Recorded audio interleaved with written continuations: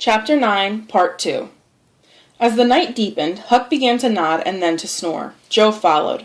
Tom lay on his elbow motionless for some time, watching the two. At last he cautiously got up onto his knees and searched, by the light of the flickering campfire, through the grass.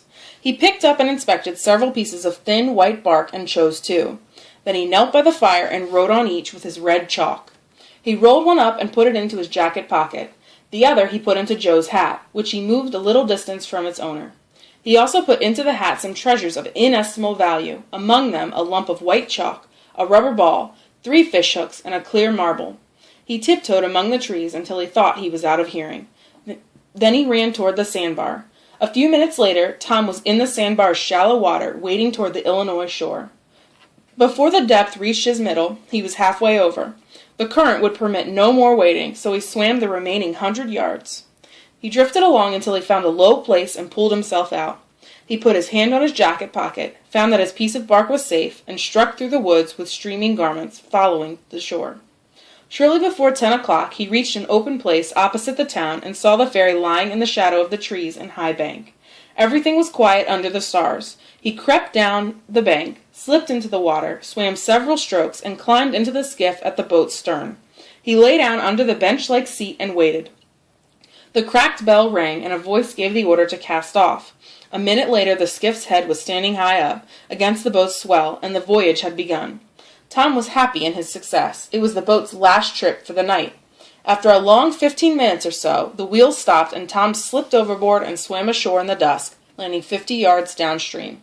He flew down unfrequented alleys, and soon found himself at his aunt's back fence. He climbed over and looked in through the window of the sitting room, where a light was burning. There sat Aunt Polly, Sid, Mary, and Sarah Harper talking. They were by the bed, which stood between them and the door. Tom went to the door, softly lifted the latch, and gently pressed. The door yielded a crack.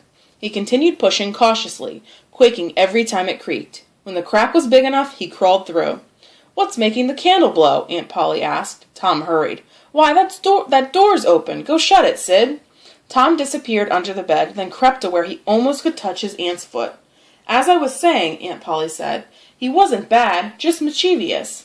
He weren't any more responsible than a colt, but he never meant any harm. He was the best-hearted boy that ever—" She started to cry. "My Joe was the same, up to every kind of mischief, but as kind as could be," Sarah Harper said. "To think that I went and whipped him for taking that cream, not recollecting that I throwed it out myself because it was sour. And I'm never to see him again in this world, never! Poor abused boy!" she sobbed. "I hope Tom's better off where he is," Sid said. "But if he'd been better in some ways—" "Sid!" Tom felt the glare of Aunt Polly's eyes, though he couldn't see them. "Not a word against my Tom now that he's gone. Oh, Sarah, I don't know how to give him up. He was such a comfort to me, even though he most tormented my old heart out of me. Only last Saturday my Joe busted a firecracker right under my nose, and I knocked him sprawling. Little did I know how soon. Oh, if I had it to do over again, I'd hug him and bless him for it." "I know just how you feel," Aunt Polly broke down. Tom was sniffling himself now, more out of pity for himself than anyone else. He could hear Mary crying and putting in a kindly word for him from time to time. He began to have a nobler opinion of himself than ever before. He was sufficiently touched by his aunt's grief to long to rush out from under the bed and overwhelm his aunt with joy. The theatrical gorgeousness of such an entrance also appealed strongly to him, but he resisted. He went on listening and gathered from snippets that the boys were believed to have drowned while swimming. The small raft had been found lodged against the Missouri shore about 5 miles below the town. It was believed that the search for the bodies had failed because the boys had drowned mid-channel. Otherwise, being good swimmers, they would have made it to the shore. This was Wednesday night. If the boys still were missing on Sunday, all hope would be gone, and the funerals would be preached that morning. Tom shuddered. Sarah Harper sobbed, "Good night," and turned to go. Then, with a mutual impulse, the two bereaved women flung themselves into each other's arms. After a good, consoling cry, they parted. Sid sniffled a bit, and Mary went off crying with all her heart. Aunt Polly knelt and prayed for Tom, with such love in her words and her trembling voice that he dripped with tears again. He had to keep still long after she went to bed, because she cried out from time to time and tossed and turned. At last she only moaned a little in her sleep. Tom stole out from under the bed, and shading the candlelight with his hand, stood looking at her. His heart was full of pity. He took out his piece of bark and placed it by the candle. Then his face lit with a happy thought, and he returned the bark to his pocket.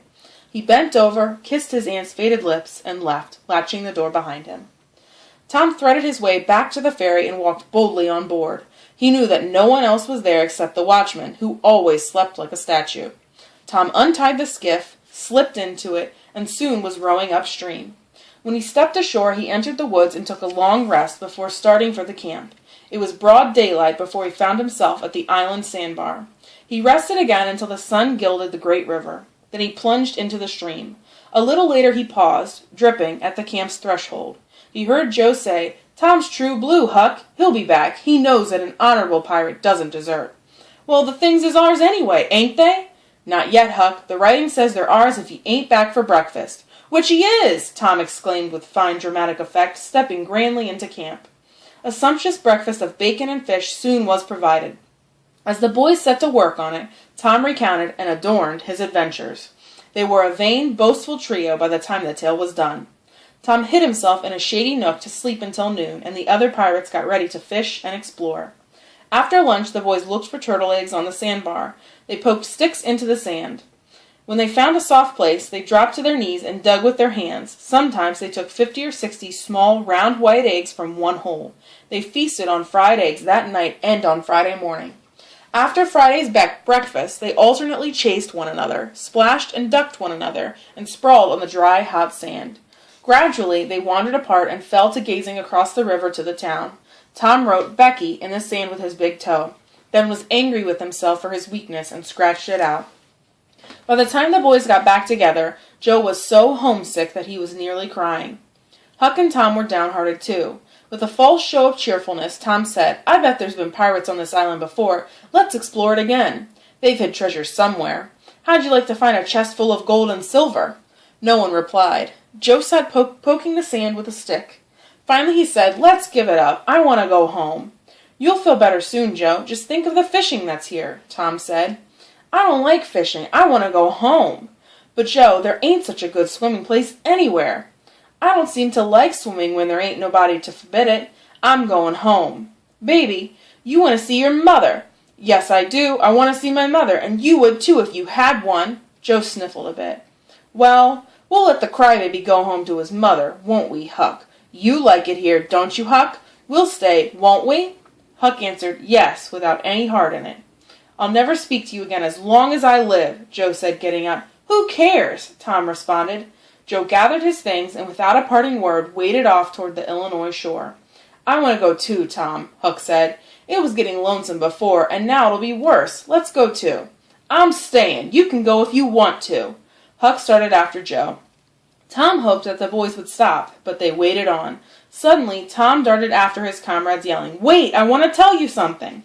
Joe and Huck stopped and turned around. When Tom reached them, he revealed a plan related to what he had overheard back at his house.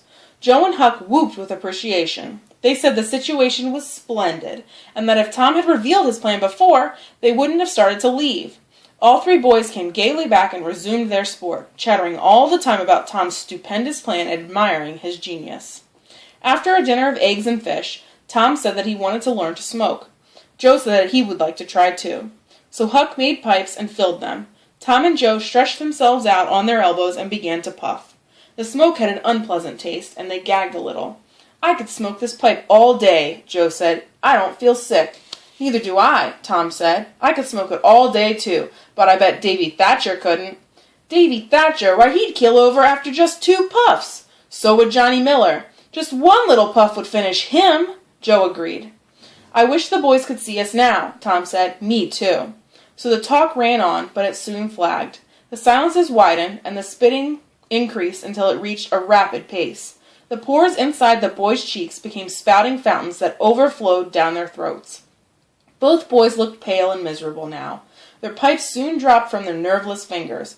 "I've lost my knife," Joe said weakly. "I better go find it." With quivering lips and halting utterance, Tom said, "I'll help you. You go over that way and I'll look around by the spring. You needn't come, Huck. We can find it." Huck waited an hour before going to find his comrades. They were wide apart in the woods, both very pale and fast asleep. They had retched away their problem. Tom and Joe were not talkative at supper. They had a humble look.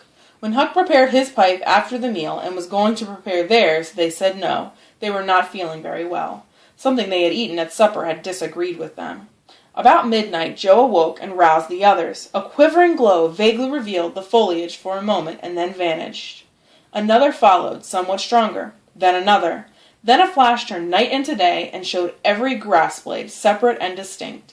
It also shone on 3 startled faces. A deep roll of thunder rumbled and faded. Chilly air swept by, rustling the leaves and blowing the fire's flaky ashes.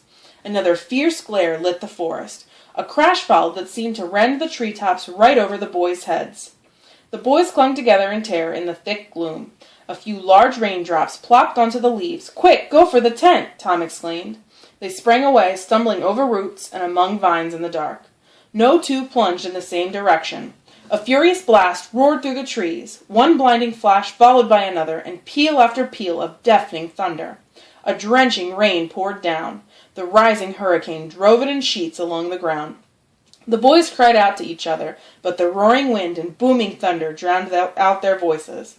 One by one they straggled in and took shelter under the tent, cold, scared, and streaming with water. The storm and the tent's flapping made so much noise that they couldn't talk. The tempest rose higher and higher. The tent tore loose and flew away. The boys seized one another's hands and fled, with tumblings and bruisings, to the shelter of a great oak that stood on the riverbank. Ceaseless lightning flamed in the skies. Everything below stood out sharp and shadowless. The bending trees, the billowing river, the high bluffs in the distance. Clouds drifted rapidly, and rain fell in a slanting veil. Every little while a giant tree snapped and crashed to the ground. Unflagging thunder pealed in appalling, ear-splitting bursts. At last the fearsome threat retreated. Peace returned, and the boys returned to camp. They found that a great sycamore had crashed where their tent had been, so they felt grateful that they had fled. Everything in their camp, including the fire, was drenched. They were soaked and chilled. But then they discovered that, under a log, remnants of the fire had escaped wetting, so they managed to restore the fire. They dried their boiled ham and had a feast. Then they sat by the fire and glorified and embellished their midnight adventure until morning, because there was no dry spot on which to sleep. As the sun stole in on the boys, they became drowsy. They went to the sandbar and lay down to sleep. By and by the heat was too scorching, so they drearily set about getting breakfast. After the meal, they felt stiff and homesick. Good cheer returned when Tom proposed that they stop being pirates for a while and become Indians instead. All of them chiefs, of course. They striped themselves from head to heel with black mud, and went tearing through the woods to attack an English settlement. Next, they separated into 3 hostile tribes and ambushed one another. With dreadful war whoops, they killed and scalped one another by the thousands. It was a gory day, consequently an extremely satisfying one. They assembled in camp toward supper time, hungry and happy. We will leave them, for now, to chatter and brag.